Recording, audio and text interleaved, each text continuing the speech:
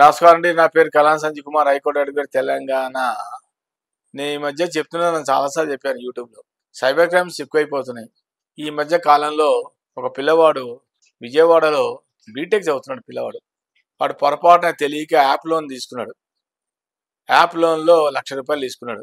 ₹1,00,000 తీసుకుంటే ₹1,00,000 అప్పు తీర్చినా ఇంకా నువ్వు అది ఇవ్వాలి ఇవి ఇవ్వాలని వాళ్ళు ప్రెషర్ పెట్టడం మొదలుపెట్టారు. ఎంత ప్రెషర్ అంటే మామూలు ప్రెషర్ కాదు.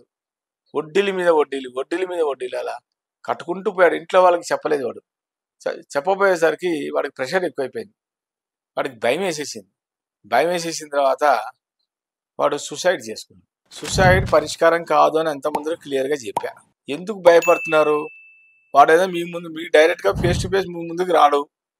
ఎందుకు వాడు చేసిన ఇల్లీగల్ ఎఫ్ఐఆర్, వాడు ఇల్లీగల్ యాక్టివిటీస్, వాడిది క్రైము, డైరెక్ట్గా ముందుకు వచ్చారా రాడు. వస్తే పట్టుకుంటారు, అందరు చితక బాతారు. ఏదైనా వాడు యూట్యూబ్లోనే మొబైల్ ఫోన్లోనే వాడు బెదిరింపులు స్టార్ట్ చేస్తాడు. గుర్తుపెట్టుకోండి, ఎవరైనా సరే ఇలాంటి లోన్ యాప్లో తీసుకున్న వాళ్ళ మీద ఎవరైనా ప్రెషర్ పెడితే, సైబర్ క్రైమ్స్ ఎవరైనా నేరస్తులు నేరగాళ్ళు ఉంటారు కదా, వాళ్ళ మీద వెంటనే పోలీస్ స్టేషన్లో కంప్లైంట్ ఇవ్వండి. వాడు ఎక్కడి నుంచి కాల్ చేస్తున్నాడు, వాడు ఏ మొబైల్ నెంబర్ నుంచి యాప్ డౌన్లోడ్ చేశాడు, మీ దగ్గర ఎంత డబ్బు లాగాడు, అదంతా డౌన్లోడ్ చేసిన అమౌంట్ అంతా మీ దగ్గర ప్రింట్ ఆటోమేటిక్గా అకౌంట్స్కి వెళ్ళిపోతుంది.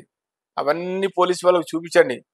వాళ్ళు ఎక్కడైనా సరే ట్రేస్ చేసి వాడిని పట్టుకొని లోపలేసేస్తారు.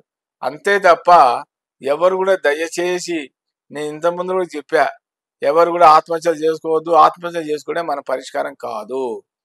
ఒక్క ఇద్దరు మనుషుల్ని పట్టుకుంటే పోలీసులకు అప్పచెప్తే ఇక వాళ్ళు లైఫ్లో ఎవరు కూడా ఇలాంటి వాళ్ళకి దగ్గర రాకూడదు అనమాట. వాళ్ళు అలా ఉండాలి తప్ప మనమే భయపడిపోయి చచ్చిపోతే పరిష్కారం కాదు.